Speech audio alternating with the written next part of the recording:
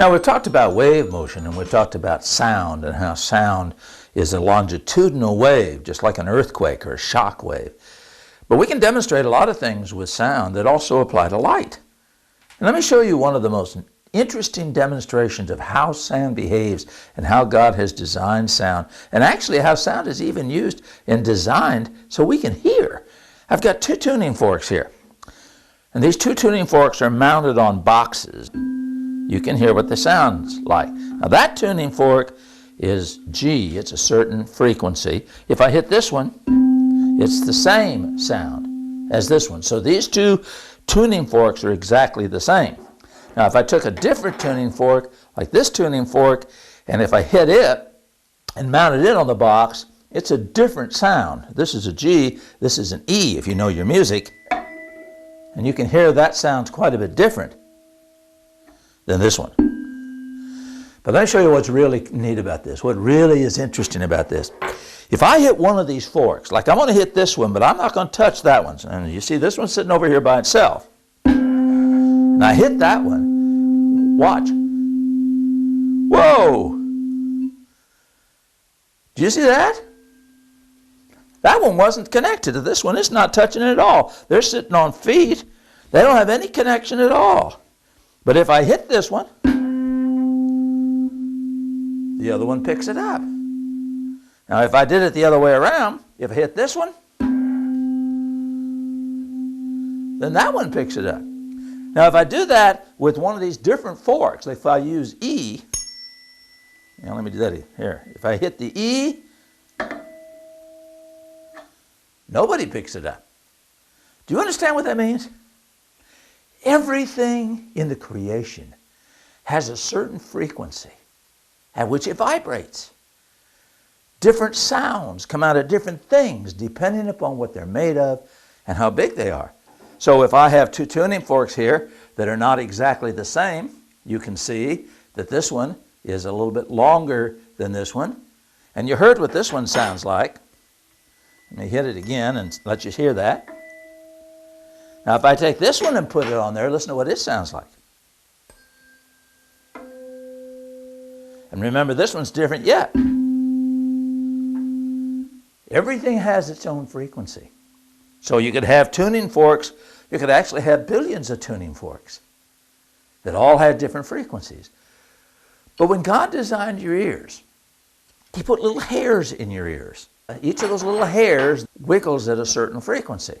So when I hit that sound, there's one little cilia in your ear that wiggles and it's connected to your brain. And your brain knows that signal. If you're a musician and you know how to play a musical instrument or how to sing and you've had a lot of musical training, you may hear that note and say, oh, well, that's a G. And then you might hear this note and you might say, well, that's an E. And you might hear this note and you might, oh, well, that's a C. See, we have a scale that humans have set up based upon how our ears work. By the way, if you were missing some of those cilia in your ear, maybe because of an explosion that took place near you or a sickness that wiped out some of those cilia, then you might not have those cilia and you wouldn't hear that very well. You would be tone deaf. Tone deaf is when you don't have certain ones of those cilia. So that's how our hearing works. That's how it's designed. And we have like 20,000 different cilia in our ears. And so we can hear frequencies. Some of us can hear frequencies as high as 20,000. 20,000 waves coming by per second. And if it's higher than that, we can't hear it. And those waves are called ultrasonic. But you know what? Your dog's a little bit smaller, has smaller cilia. Your dog can hear frequencies that are higher than 20,000. Those are called ultrasonic. Did you ever try to sneak up on a dog? You know, you open a door and the old dog, he comes up and looks at you and say, what you trying to do? Well, you see, he heard that because it's a frequency that he can hear, an ultrasonic frequency higher than your ears can hear. And so sometimes animals can hear very, very high frequency waves, much higher than what we're showing you here. By the way, some animals can hear lower frequencies than you can hear. You can hear about 20 waves per second, but an elephant can hear waves that are much, much lower than that. Now you'll notice that the two tuning forks are the same frequency. If I hit this one, then that one picks it up. Suppose that I were to change the frequency. Now I can do that by changing the length, how much of the tuning fork vibrates. So I can put these clips on here, something like you do on a guitar if you're trying to change the frequency at which the guitar functions. And look what happens now. A little bit different frequency. Not very much different, just a few frequencies different, but just changing it that much. And it doesn't work. Now just to prove to you, I'll take these off.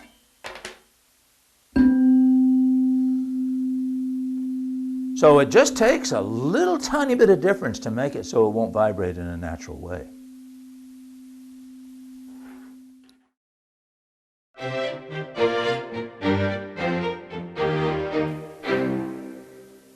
Okay, now let me show you another way we can demonstrate that same idea. We've shown you that tuning forks change frequency depending upon how long they are.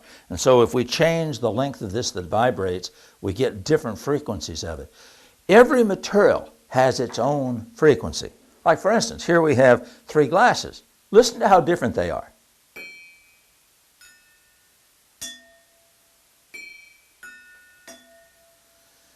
So you can hear there's quite a bit of difference in those because of the way they're made. Now watch what happens if I add some water to this one. Here's what this one sounds like with no water in it. Let's put some water in it. See what happens. A little bit different, isn't it?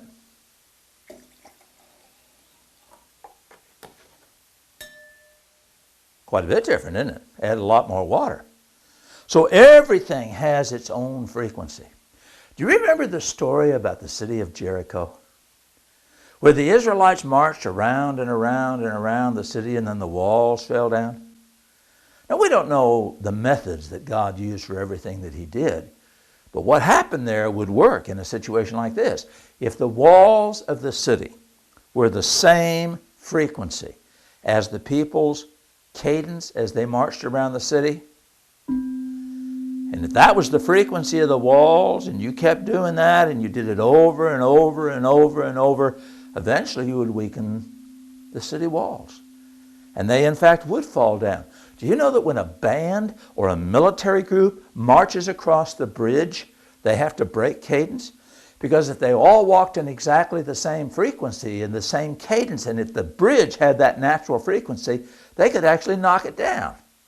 Now you say, oh, come on, something like that would never happen. There was a place where they built a bridge across an open body of water near Seattle. It was called the Tacoma Narrows. And one day, the wind and the waves were blowing at just the same frequency as the natural frequency of the bridge, and all of a sudden the bridge started to twist and to turn, and the bridge actually collapsed because the resonant frequency of the bridge was the same as what was around it. So could the city of Jericho have been destroyed by a process like that? It certainly could be. And these glasses, if somebody could sing really, really, really, really, really loud at that frequency, what would happen to that glass? Yeah, it would just blow up. And there have actually been experiments that have done that. We're talking about sound. Does that happen with light? Did you ever hear of a laser? You know what a laser is? A laser is when you have a light beam that bounces back and forth between mirrors, and the frequency is such that every wave between the two mirrors is exactly the same. And so it does what we've just been talking about here. And there are ways that you can amplify the strength of that light by bouncing it back and forth between the two mirrors through a crystal. And so what laser actually stands for is light amplification by the stimulated emission of radiation. It's the same principle. We have a name for this. We call it resonance. Things resonate at certain frequencies. And that's true of everything. It's true of your car. Next time, especially if you got an old car, next time you're sitting at a stoplight and the engine is idling, listen to it. You'll hear some things buzzing. Next time there's a thunderstorm, listen real carefully. And when the thunder claps, see if you don't hear some dishes rattle someplace in the house. This is all resonance. It's all the way in which things are designed, and it all has to do with the natural frequency that everything has. All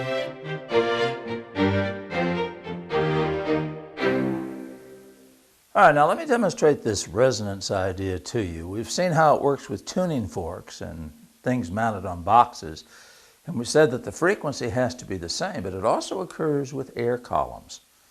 I mean, think about it. A flute, a clarinet, any kind of an instrument that has an air column has resonance. Now, let me show that to you. We've got our spring set up here. And if I put a low energy into this spring, I can get a wave that stands. Let me show you that. Okay, you can see that now. There's basically one wave between me and where you are. But if I were to change that frequency a little bit, and we'll let it quiet down, and put more energy into the spring, so I'm going to move my hand up and down faster, instead of getting one wave, I'll get two waves that will be at resonance. And you can see now that we have more crest than we had before.